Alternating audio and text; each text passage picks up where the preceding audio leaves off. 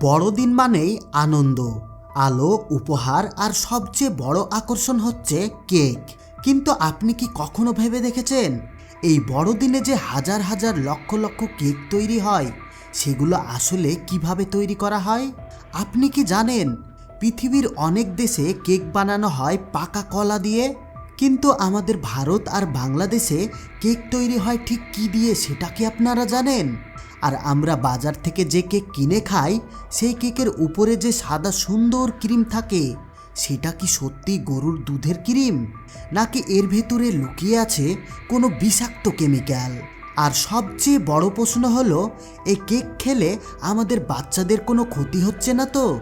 আজকের এই ভিডিওতে কেক ফ্যাক্টরির ভেতরের সমস্ত গোপন তথ্য আপনাদের সামনে একে একে তুলে ধরব। তাই ভিডিওটা শেষ পর্যন্ত দেখতে থাকুন, কারণ শেষের অংশটা আপনার চোখ খুলে দিতে পারে। বড়দিন আসার আগেই নভেম্বর থেকে কেক ফ্যাক্টরিগুলোতে শুরু হয় 24 ঘন্টা কাজ। একটি মাঝারি শহরে বড়দিনের এক সপ্তাহে 10 থেকে 50 হাজার কেক বিক্রি হয়। স্কুল, চার্চ, অফিস, বাড়ি সব জায়গায় কেক ছাড়া বড়দিন অসম্পূর্ণ। এই বিশাল চাহিদা পূরণ করতে ফ্যাক্টরিগুলোকে ব্যবহার করতে হয় দ্রুত, সস্তা এবং দীর্ঘদিন টিকে থাকা উপাদান। আর এখান থেকেই শুরু হয় আসল রহস্য।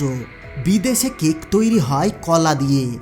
ল্যাটিন আমেরিকা, আফ্রিকা ও কিছু ইউরোপিয়ান দেশে কেক তৈরিতে ব্যবহার করা হয় অতিরিক্ত পাকা কলা, কারণ কলা প্রাকৃতিকভাবে মিষ্টি, ডিমের বিকল্প হিসাবে কাজ করে, কেককে নরম রাখে, খরচও অনেক কম হয়। বিশেষ করে ব্যানানা কেক, স্পঞ্জি কেক, মুফিন এইসব কেকে কলা খুব জনপ্রিয়। কিন্তু প্রশ্ন হলো, ভারত এবং বাংলাদেশেও কি তাই হয়? উত্তর হচ্ছে না, সব ক্ষেত্রে নয়। এবার আমরা জানব ভারত এবং বাংলাদেশের কেকের ফ্যাক্টরিগুলোতে কি ব্যবহার করা হয়। আমাদের দেশে কেক তৈরি হয় মূলত 1 নাম্বার ময়দা। এখানে রিফাইন এবং অর্গানিক নর্মাল দুটোই ব্যবহার করা হয়। বেশিরভাগ ক্ষেত্রে কম দামের অতি পরিশোধিত ময়দা ব্যবহার হয়। 2 নাম্বার হচ্ছে চিনি বা কৃত্রিম সুইটেনার। অনেক ফ্যাক্টরিতে আসল চিনি কমিয়ে ব্যবহার হয় গ্লুকোজ সিরাপ। 3 নাম্বার হচ্ছে ডিম, কিন্তু সব কেকে আসল ডিম থাকে না।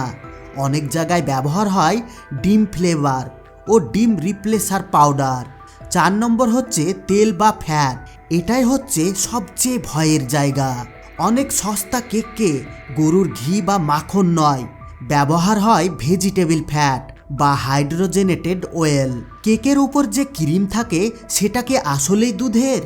এখন আসি সবচেয়ে গুরুত্বপূর্ণ প্রশ্নে, কেকের উপর যে সাদা সুন্দর ক্রিম সেটা কি সত্যি দুধের ক্রিম? সত্যিটা হলো বেশিরভাগ ক্ষেত্রেই না। আসল ডেইরি ক্রিম গরুর দুধ থেকে তৈরি হয়, আর সেটা হয় অনেক দামি, আর এটা অনেক দ্রুত নষ্ট হয়, আর এটাকে ঠান্ডা ছাড়া রাখাই যায় না। বাজারে সাধারণত যে কেকে ক্রিম ব্যবহার করা হয় ওগুলো তৈরি হয় ভেজিটেবল ফ্যাট থেকে, পাম অয়েল থেকে, ইমালসিফায়ার থেকে এবং স্টেবিলাইজার এবং ক্রিম ফ্লেভার থেকে। আর এই ক্রিমকে বলা হয় নন ডেয়ারি হাইপিং ক্রিম। নাম শুনে ভালো লাগলেও এর ভেতরে দুধ নেই বললেই চলে। এখন সব থেকে বড় প্রশ্ন হলো, এই ক্রিম কি ক্ষতিকারক? এই ধরনের কেক আর ক্রিম নিয়মিত খেলে বাচ্চাদের ক্ষেত্রে যে সমস্যাগুলো হতে পারে, যেমন ওজন দ্রুত বাড়তে থাকবে, হজমের সমস্যা হবে, শরীরে অ্যালার্জি তৈরি হবে, লিভারের উপর চাপ সৃষ্টি হবে, ভবিষ্যতে ডায়াবেটিসের ঝুঁকি বাড়বে, বিশেষ করে যাদের বয়স 3 থেকে 10 বছর। এই কেমিক্যাল ভিত্তিক কেক নিয়মিত খাওয়া একেবারে ঠিক নয়। তবে হ্যাঁ, মাঝে মাঝে অল্প পরিমাণে খেলে ভয় পাওয়ার কিছুই নেই। সব থেকে বড় সমস্যা হয় তখনই যখন এটা অভ্যাসে পরিণত হয়ে যায়। এখন হয়তো আপনাদের মনে প্রশ্ন এসেছে, তাহলে নিরাপদ কেক কিভাবে চিনবেন? কেক কেনার সময় অবশ্যই খেয়াল রাখবেন ফ্রেশ ক্রিম লেখা আছে কিনা। খুব বেশি সাদা বা চকচকে ক্রিম এড়িয়ে চলুন। ঘরে বানানো কেক সবচেয়ে নিরাপদ। বাচ্চাদের জন্য সপ্তাহে একবারের বেশি নয়, আর সম্ভব হলে কলা, গুড়, ঘি দিয়ে বানানো ঘরের কেক খাবেন বা বাচ্চাদেরকে খাওয়াবেন। আমরা সবাই জানি বড়দিন আনন্দের উৎসব, কিন্তু সেই আনন্দ যেন আমাদের বাচ্চাদের স্বাস্থ্যের ক্ষতি না করে। কারণ আমাদের দেশে সবথেকে বেশি খাবারের ডুপ্লিকেট হয়। আপনারা হয়তো জানেন আমাদের দেশে খাবারে বিষাক্ত রং মেশানো হয়, বিষাক্ত কেমিক্যাল মেশানো হয়।